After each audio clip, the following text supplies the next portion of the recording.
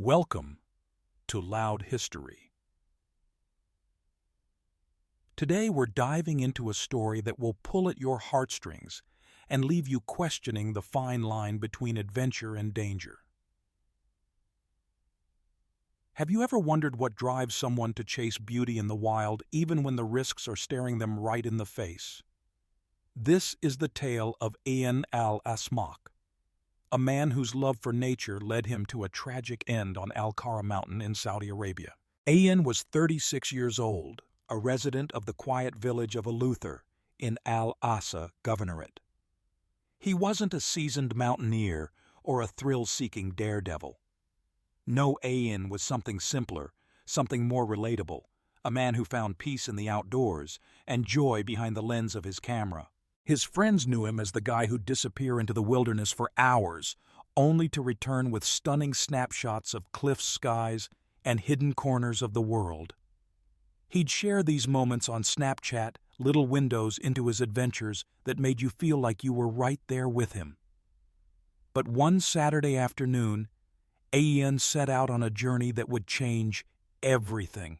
His destination, Al-Qara Mountain, a rugged peak not far from his home in Al-Hofuf. It wasn't the tallest mountain in the region, but it had a reputation. Jagged limestone cliffs rose sharply from the earth, their edges worn by time into a maze of ridges and crevices.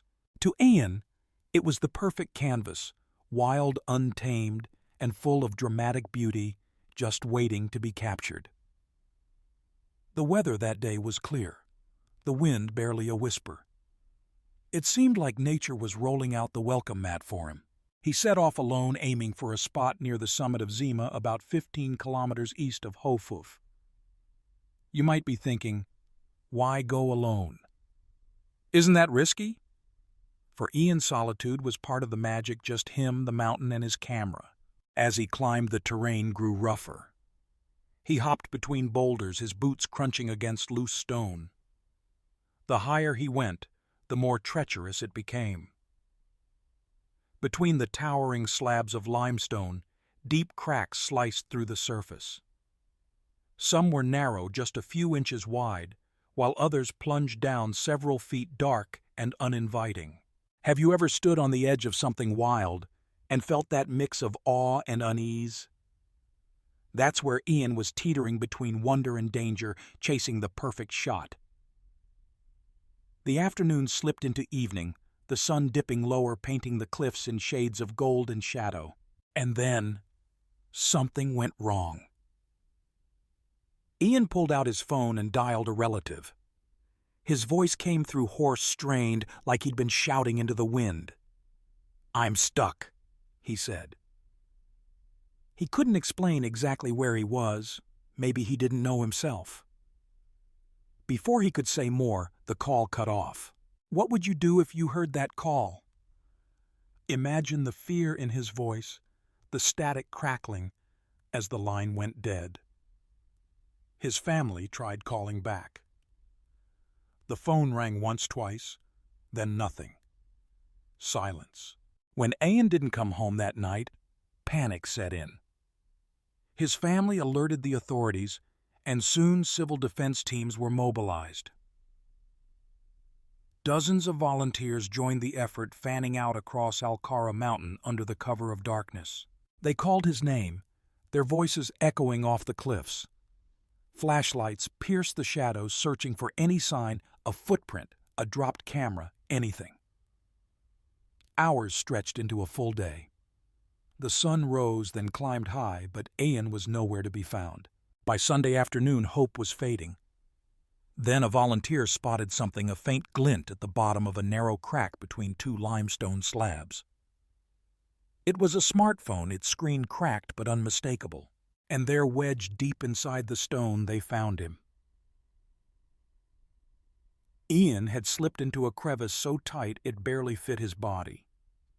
He was trapped upright, arms pinned to his sides, chest squeezed by the unyielding rock. You might be wondering, how does something like this happen? Let's break it down.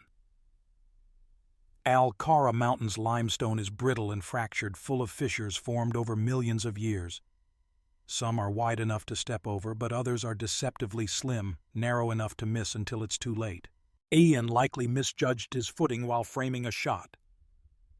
One wrong step, and gravity took over. He slid into the crevice, the walls closing in like a vice. But why couldn't he get out? Science gives us some answers. When you're trapped vertically in a confined space, your body faces immense pressure. The rock squeezed Ian's ribcage, making it hard to expand his lungs fully. Each breath became shallower, weaker. This is called compression asphyxia, a terrifying condition where the chest can't move enough to pull in air. Add to that the pull of gravity.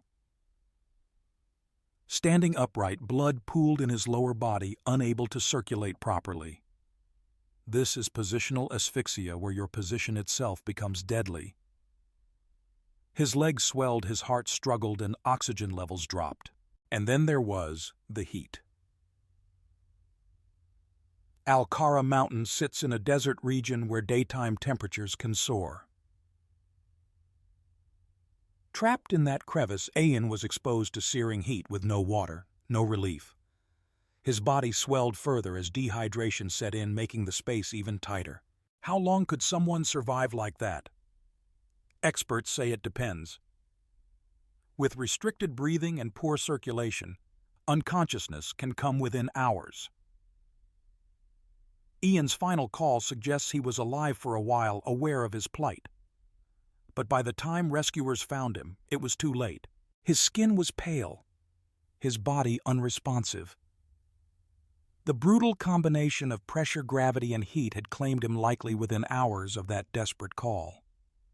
The mountain had turned from a playground into a tomb. But the story doesn't end there. Rescuers faced a new challenge. How do you free someone from a trap like that? For 2 days, they worked tirelessly. Specialized cutting tools buzzed against the stone, chipping away at the limestone bit by bit. The crevice was so narrow that every move was a struggle. One wrong cut could destabilize the slabs, risking more harm.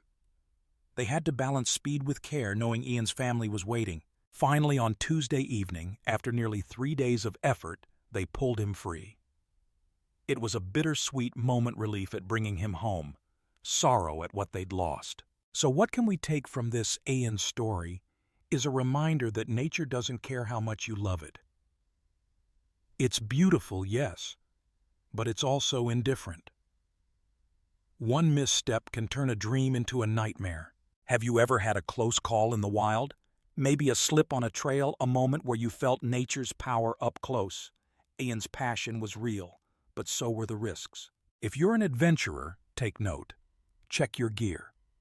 Tell someone your plans. Know your limits. Ian didn't, and it cost him everything.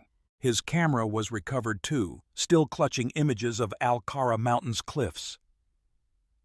Those photos are a haunting legacy, proof of what he saw and what he lost. Thank you for joining us on this journey. Ian Al-Asmak's story is one of courage, beauty, and tragedy. If it touched you, hit that like button, share it with a friend, and subscribe to Loud History. What do you think? Could this have been prevented?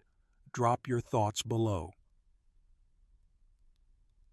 We'll see you next time with another tale where human spirit meets the wild.